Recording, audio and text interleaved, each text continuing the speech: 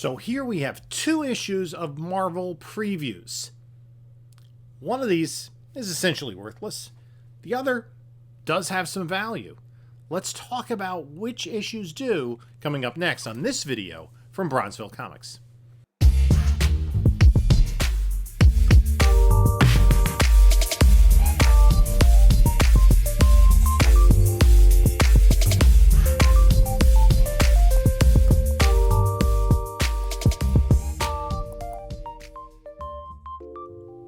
Hey there, comic book community. This is Jim from Bronzeville Comics coming to you with another video. And before we get started, please like, comment, subscribe, do all that great stuff. We're going to be talking. We've reached 3,500 subscribers. I'm going to talk about the 3,500 subscriber giveaway very shortly, so stay tuned. Also, follow us on the other socials on Instagram, Bronzeville_Comics. Same thing on Whatnot, Bronzeville_Comics. We have sales every Monday night at 10 p.m. Eastern Time. And I also kind of preview those shows usually on Instagram. In the descriptions of this video, there is a link to get $10 off your first purchase. If you've not yet used Whatnot, it doesn't have to be with me. It can be with any vendor. You'll get $10 off. Also in the description is a link to my eBay store and to my email if you have any questions for me.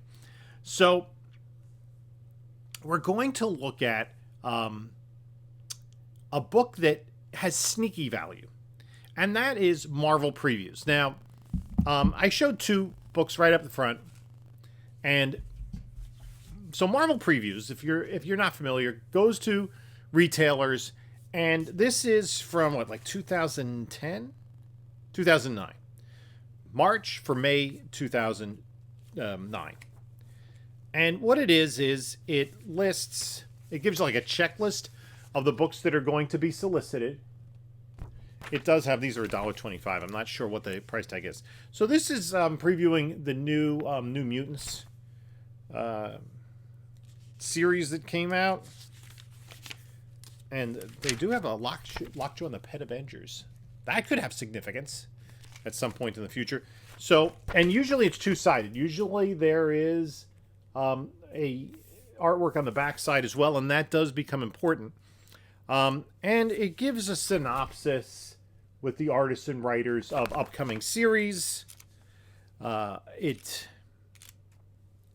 has, some nice splashes there. Because it's meant to attract and promote upcoming books, so that it gets people interested, and it also does action figures and statues, collected edition, omnibuses, masterworks, all those sorts of things. So basically anything that you're looking for in Marvel that used to be part of previews. Now what's interesting, this is comic book sized, but it's much thicker, right? I'm not even sure how many pages are in this. It's probably, I would say maybe 64 pages, 80 pages. So to find these in high grade is difficult because they're not usually well kept. It's very easy because of their thickness to get a lot of, you can see tearing at the staples there. Okay. And usually this is something that wasn't collected. People would pick it up and say, oh, I'm interested in this book and that book, and move on. Retailers wouldn't put it in bags and boards and in back issues. They probably just got rid of it. So this one, and it has a number, this is previews number 67, doesn't really have any value. When you look at previews on Cover Price, they only have a handful of issues listed. Every other comic book that comes out has every issue listed on Cover Price, and they track the sales data on each of those books. Not so with previews. And there are a handful of issues that do have value because they include appearances of major characters that were released because they are previews, much like the Black Suit Spider-Man in Marvel Age, and some of those other things, like Toxic Avenger was previewed in Marvel Age back in the 80s. Marvel Age was more of a fanzine. This is like a solicitation. So there are a handful of issues to look out for. The thing is, you rarely see them in back issue bins. And occasionally there'll be parts of collections. Let's take a look at some of the books that do have value. Now, this is not a high grade copy. This I got as part of a collection. And it's not, has nothing to do with Fantastic Four Ultimatum or Invincible Iron Man #7 with Spider-Man and Iron Man. But this particular issue is from September for November 2008. And it includes, I guess, the first published artwork, a preview of Atom Legend of the Blue Marvel #1. So this was the first, I guess, published artwork that included Atom Legend of the Blue Marvel in Preview 61. And that's what sometimes you see. Now, more valuable books will have cover images of characters. So let's take a look at a handful of these Marvel Previews books that do have some significant value. Issue number 2 does contain a preview of X-23, previewing her appearance in NYX. Number 3, and it has a cover image also of Amadeus Cho as the totally awesome Hulk. And NYX is not in the cover, but Amadeus Cho is. Let's take a look at Marvel Previews. Number 8 has a cover appearance of Aranya. And most of these, like this one, came out 2 months prior to her appearance in Amazing Fantasy #1. Number 16 has a cover image that is a preview of Young Avengers #1. That book, very hot, especially in the midst of the comic boom. Has cooled off a little bit, but the preview still does have significant value. Number 51 is a preview of Red Hulk. And that book is very hot because of the anticipation of Harrison Ford taking over the mantle of that role from the late William Hurt. And the previews issue is basically the cover image of the variant cover for Hulk #1. Talked about 61 with Legend of the Blue Marvel. 64 on the back cover, it has a J. Scott Campbell artwork of the first appearance of Shuri as the Black Panther. That came out prior to her first appearance as the Black Panther. And now here's the two big boys. 94 has an interior image which is the shows all 6 issues of the Jurjevic 1 in 25 connecting covers for Ultimate Fallout, which, of course, Ultimate Fallout 4 had Miles Morales. And a big one, and this was kind of a surprise last year when it hit hard, was a preview for Miles Morales' solo title. He is on the cover of Previews, and that Previews magazine came out prior to its release date was prior to the release date of Ultimate Fallout 4. Now, what makes these books so sought after?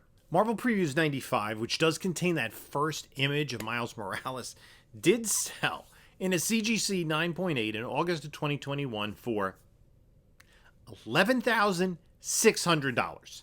Now, those sales, with everything else, have come down quite a bit. The most recent sale, you have to go back to April of 2022, 9 months ago, to get a sale of just over $5,700. And the most recent sale in any grade was a 9.4, which sold for $850. Now, these books aren't books a lot of people graded. Now, Marvel Previews 95 has a total of 237 copies on the census, 230 Universal, 6 Signature Series, and 1 Restored. Of those, just 17 are 9.8s. 45 9.6s, 36 9.4s, 27 9.2s, 29 O's, and so on. So, which lends credence to the fact that for a fairly modern book, it's difficult to get a high grade. That thickness makes it easy to tear the staples. Nobody took care of these books. It's sort of akin to Free Comic Book Day books. Now everybody hoards them, goes to multiple stores, gets multiple copies, puts them in bags and boards, and hope that, at some point, one of them will pop. Like House of Slaughter Free Comic Book Day will pop. But now that's not going to happen because the community is aware of those books and is saving them. Sort of like the difference between Silver and even Bronze Age books and Copper Age books. Direct market versus newsstand. How are they taken care of? Very few people were saving, bagging and boarding Marvel's previews. Okay? So they weren't taken care of. They were destroyed. They were considered disposable. I don't think when issue 95 came out that anyone had any inclination, we're talking about 11 and a half years ago, any inclination that that book would be worth thousands of dollars. So there was no need to save it. It just, and especially since they're thick, they take up more space. Fortunately for me, I tend to save everything, so I do have some of these. I don't believe, I hunted for it. I looked for it. I don't think I have the Miles Morales one, but I do have the Red Hulk and the Shuri one. And mine, I did bag and board them and put them away, so they could be in fairly high grade. And even then, it was just like, because I hate to waste anything, more so than I thought that they would have value, because I have plenty of books that are bagged and board in my collection that have no value whatsoever. But all the comics that I collect, I take care of. Not in the hopes that someday they'll be worth something, just because that's the way I take care of my comics. I like to keep them in nice condition. So anyway, that book has, it's cooled off a little bit, but it still does bring quite a value. Now, this is not to confuse with the Marvel Previews magazine, which had the first appearance of Star-Lord back in the 70s. A 9.6 in November of the Previews 95 with Miles had 39 bids and sold for $1,542.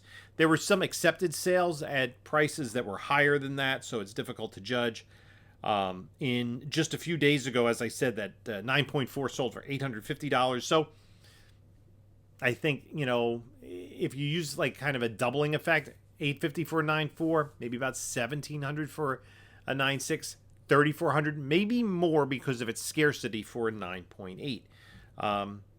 The Hulk in Previews 51, a 9.8 just sold for $650. And some of the Blue Marvels were included with the miniseries. So those are some of the key books to look out for. The thing is, I don't know, because I never even really paid attention, if I've come across these in dollar bins, at shows, at flea markets, at comic stores. For the most part, I don't think they were saved like that. There might be a few people that have them, and that might be where you could find something really good, because it's a very under-the-radar book in terms of its value. And, it's kind of muddies the waters when we start to talk about first appearance. Since this is a solicitation, it's not a comic book. These are not comic books in that they don't have paneled stories, right? They're just comic book sized. So they'll fit in a CG slab just fine. Probably one of the thicker ones because of the extended page count. Actually, yeah, these are 124 pages. This one is, because the pages are numbered. So 120 pages plus 4 pages for front and back, front inside, front outside, back cover, back inside cover. So they're incredibly thick. They're about twice the thickness of a Golden Age book, or twice the page count. The paper stock is quite different. So that increased thickness, as we said, makes it difficult. Staples, nobody saved them. Let me know what you think. Do you have any Marvel previews? Have you saved any of them? Did you put them away as part of your collection like any comic book you would? Or did you just look at what was coming up and then threw it out along with the big chunky Previews magazine? Let me know about that. And we're going to wrap it up for this video. So keep your eyes out on Marvel Previews. In the meantime, if I don't hit my desk, you can take a look at a couple of my other videos here. And this is Jim saying until next time, enjoy your comics.